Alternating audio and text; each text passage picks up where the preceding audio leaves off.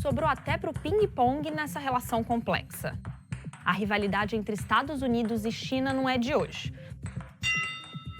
No esporte, no comércio e na geopolítica. Faz tempo que a gente escuta falar da briga entre essas duas potências. Mas desde quando elas vivem nesse clima? Eu sou Laís Alegrete, da BBC News Brasil, e nesse vídeo a gente volta algumas décadas para entender as origens dessa rivalidade, que surge quando a China ainda não era a potência que é hoje. A relação complexa entre os dois países não tem a ver só com competição econômica e briga por influência no mundo. Ela se explica muito também pelas diferenças ideológicas. E olhando para trás, a gente também encontra respiro nessa relação, com períodos de cooperação entre chineses e americanos. Vou resumir episódios das últimas décadas que moldaram esse relacionamento, começando, como eu falei, num período em que a China ainda estava longe de ter a influência que tem hoje no mundo. E o que o ping-pong tem a ver com isso? Eu explico nesse vídeo também.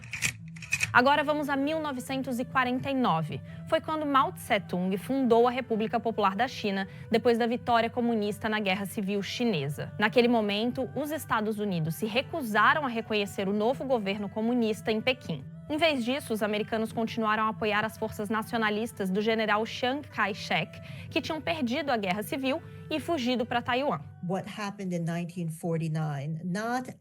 O que aconteceu em 1949 não foi tanto uma recusa em reconhecer a China, mas sim o fato de que os Estados Unidos já tinham relações com o governo nacionalista de Chiang Kai-shek. E mantiveram esses laços durante a Segunda Guerra Mundial. Naquela época, o foco maior era a União Soviética. Quer dizer, a preocupação dos americanos era que a China poderia se tornar uma parceira das ambições da União Soviética no contexto da Guerra Fria e fortalecer os soviéticos. Bom, e o que acontece é que essa recusa dos Estados Unidos em reconhecer o governo comunista de Pequim deu início a um período de mais de 20 anos de uma interação limitada com a China continental, sem laços diplomáticos. E esse antagonismo se aprofundou em alguns momentos, como na Guerra da Coreia. Em 1950, a Coreia do Norte invadiu o Sul com apoio político e logístico da União Soviética e da China para tentar estabelecer um único regime comunista em toda a península. Ao mesmo tempo, os Estados Unidos defenderam as forças do Sul.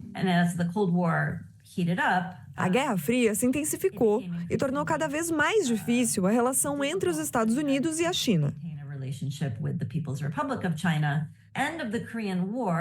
Desde o fim da Guerra da Coreia até 1979, os dois países não mantiveram relações diplomáticas, intercâmbio econômico e nem intercâmbio entre os povos. O que também aconteceu na década de 1950 foi a primeira crise do Estreito de Taiwan. E vale lembrar quem tinha fugido para Taiwan depois da Guerra Civil na China: o general Chiang Kai-shek, junto com o que restou dos Kuomintang. Eles se autoproclamaram o governo chinês legítimo e estabeleceram um regime ditatorial e nomearam Taiwan como República da China, nome oficial até hoje, aliás. Em 1954, decidido a reconquistar o território continental, o Kuomintang destacou tropas para as pequenas ilhas de Quemoy e Matsu, muito próximas do litoral do continente. A resposta da China continental foi bombardear intensamente essas ilhas. O conflito se estendeu para outros arquipélagos, também controlados pela China nacionalista, e causou a morte de 2 cidadãos norte-americanos. Nessa época, os Estados Unidos ficaram com medo de que os comunistas acabassem tomando Taiwan e consolidando sua influência na Ásia, e assinaram com a ilha um tratado de defesa mútua. E as hostilidades só pararam quando os Estados Unidos anunciaram sua disposição de utilizar armas nucleares contra a China para defender Taiwan. A União Soviética apoiava Pequim, mas não deu sinais de querer restabelecer o equilíbrio nuclear ante as ameaças. Essa primeira crise do Estreito de Taiwan terminou em abril de 1955, com o anúncio da China continental de sua intenção de negociar com os Estados Unidos. Mas as negociações que vieram em seguida não resolveram as causas do conflito. Ou seja, o conflito ficou latente, não houve paz permanente. Em anos posteriores, vieram a segunda e a terceira crises no Estreito de Taiwan. Naquela época, as tensões também estavam em outras disputas que colocavam Estados Unidos e China em posições opostas. No Tibete, a China reprimiu manifestações anti-chineses e anticomunistas, o que deixou milhares de mortos e levou à fuga do Dalai Lama para a Índia. Os Estados Unidos condenaram os abusos de direitos humanos e apoiaram a resistência tibetana. E 5 anos depois, em outubro de 64, em meio a tensões entre Estados Unidos e China durante a Guerra do Vietnã, os chineses realizaram seu primeiro teste de uma bomba atômica. Mas já no fim da década de 1960, havia uma divisão crescente entre China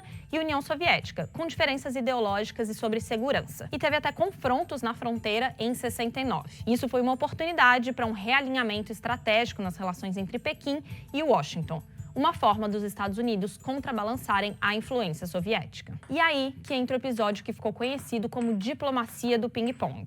Em 1971, uma equipe de jogadores de tênis de mesa dos Estados Unidos foi convidada a visitar a China, que até então estava fechada para os americanos. Isso abriu caminho para contatos diplomáticos de alto nível. No mesmo ano, o então conselheiro de Segurança Nacional americano Henry Kissinger fez uma viagem secreta à China. E em 1972, o presidente americano Richard Nixon fez sua visita histórica à China quando se reuniu com Mao. E também com o primeiro-ministro chinês Zhou Enlai. Olha essa foto do brinde aqui. O comunicado de Xangai, assinado durante a visita, foi base para a normalização das relações entre China e Estados Unidos.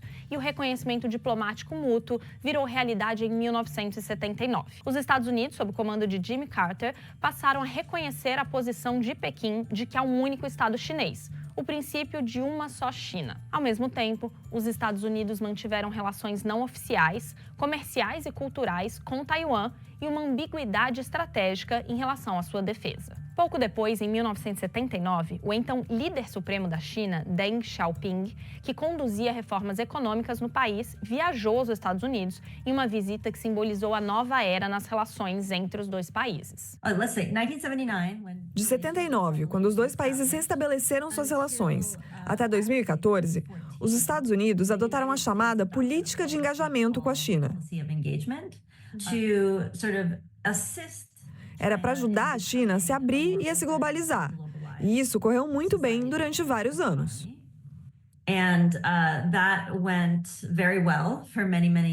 Mas o mundo também viu vários episódios de desentendimento durante essas décadas. Em 1989, a repressão violenta do governo chinês às manifestações por reformas democráticas, o chamado Massacre da Praça da Paz Celestial, levou à condenação internacional, incluindo sanções dos Estados Unidos e suspensão de vendas militares. Já em 99, bombas lançadas por um avião americano atingiram a embaixada chinesa em Belgrado, matando 3 jornalistas. Apesar dos Estados Unidos terem se desculpado pelo que disseram ter sido um acidente, houve protestos. Em resumo, a era pós-Guerra Fria testemunhou uma mistura complexa de integração econômica e muita competição estratégica entre os dois países. A chamada política de engajamento construtivo no governo do presidente americano Bill Clinton buscava promover laços econômicos enquanto pressionava por democracia e direitos humanos. A entrada da China na OMC, a Organização Mundial do Comércio, em 2001, impulsionou o comércio entre os dois países. E 5 anos depois, a China já era o segundo maior parceiro comercial dos Estados Unidos, atrás só do Canadá. Desde a retomada das relações com a China, tanto governos republicanos quanto democratas se empenharam muito pelo sucesso econômico da China, porque viam isso como um impulso para o sucesso econômico dos Estados Unidos. Mas esse ânimo com a economia não vale quando o assunto é segurança. A principal preocupação dos Estados Unidos sempre foi com a situação de Taiwan. Já a China, eu acho que ela sempre se preocupou com as bases militares americanas e com as relações militares dos americanos com outros países da Ásia. O cálculo era de que isso poderia ser usado contra a China no caso de alguma hostilidade. Um exemplo de tensão até hoje é o Mar do Sul da China, uma das regiões mais disputadas do mundo. A China se considera dona da maior parte da região, mas países vizinhos, como Vietnã, Filipinas e os Estados Unidos, não pensam assim. A gente tem um vídeo só sobre essa disputa, vamos deixar o link aqui embaixo. Bom, seguindo essa linha do tempo e falando de economia, foi em 2010 que a China se tornou a segunda maior economia do mundo, atrás apenas dos Estados Unidos. Até ali, era o Japão que ocupava a segunda posição. Aí, em meio à crescente influência da China, o governo de Barack Obama passou a buscar um aumento do engajamento diplomático, econômico e militar dos Estados Unidos na Ásia e na região do Pacífico. A professora Lin diz que políticas como a iniciativa do Cinturão e Rota, o programa de investimento em infraestrutura, revelaram que a China estava começando a olhar para fora e assumir um papel maior no cenário mundial. E o governo Obama, segundo ela, estava preocupado sobre se esse papel seria complementar ao relacionamento com os Estados Unidos ou competitivo. Já a China interpretou essa tensão dos americanos com a Ásia como uma demonstração de suspeita em relação à China. E são duas as razões principais para a piora do relacionamento entre China e Estados Unidos na avaliação da professora Gallagher. A primeira é que a transformação econômica na China não significou transformação na ideologia política. Assim, à medida que o país ficou mais forte e rico, o Partido Comunista Chinês também se tornou mais forte e rico. Em segundo lugar, ela diz que as duas economias se tornaram muito mais competitivas em vez de complementares. Isso porque a China sofisticou sua economia e começou a ser um competidor mais direto com os Estados Unidos. E aqui aparece um nome importante que ainda não mencionei nesse vídeo: Xi Jinping. Ele assumiu a presidência da China em 2013. Xi Jinping foi recebido por Obama nos Estados Unidos e eles prometeram um novo modelo nas relações entre as duas potências e maior cooperação. Alguns anos depois, quem aparece nessa história em 2017 é Donald Trump, em seu primeiro mandato. Ele lançou uma guerra comercial com tarifas sobre produtos chineses e acusando Pequim de roubo de propriedade intelectual. A China retalhou com tarifas sobre produtos americanos. Em 2018, sinalizando uma linha mais dura em relação à China, o vice Mike Pence falou em priorizar competição em vez de cooperação e usar tarifas para combater a agressão econômica. E Pence também condenou as ações militares no Mar do Sul da China e acusou Pequim de interferir em eleições americanas. A China negou as acusações e alertou para o risco de danos nas relações bilaterais. Já em 2019, os Estados Unidos acusaram a China de manipular sua moeda. E o apoio americano a manifestantes pró-democracia em Hong Kong provocou condenação de Pequim. Um episódio que também piorou essa relação foi a pandemia de Covid-19 a partir de 2020, quando os dois lados trocaram inicialmente acusações sobre as origens do coronavírus. E no fim do primeiro mandato de Trump, a postura mais firme dos Estados Unidos contra a China estava mais clara, com críticas de autoridades ao que consideravam práticas comerciais injustas da China, roubo de propriedade intelectual, ações militares no Mar do Sul da China, abusos de direitos humanos em Xinjiang e repressão à autonomia de Hong Kong. John Ratcliffe, que era diretor de inteligência nacional, chegou a classificar a China como a maior ameaça à América. E não foi só durante o governo Trump. Joe Biden, que assumiu o poder em 2021, ampliou várias das medidas de Trump nessa área, com tarifas comerciais, sanções contra algumas autoridades chinesas e ampliação da proibição de investimento americano em empresas chinesas com vínculos militares. E o governo de Joe Biden também manteve a classificação dos abusos contra os uigures em Xinjiang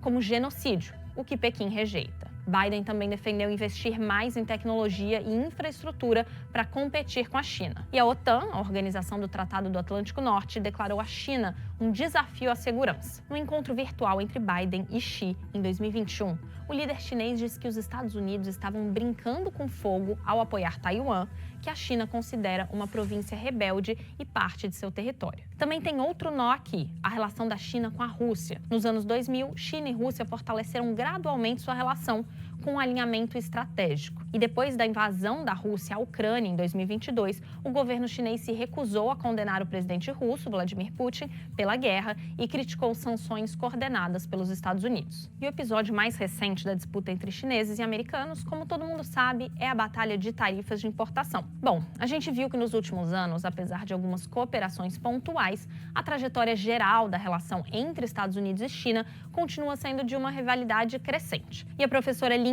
fala que mesmo com muitas diferenças, China e Estados Unidos têm algo importante em comum. São países muito diferentes sob muitos aspectos, mas também são países que enxergam a si mesmos como excepcionais. E, nesse sentido, eles estão totalmente alinhados. A gente vai continuar acompanhando esse assunto em bbcbrasil.com, no YouTube e nas redes sociais. Até a próxima!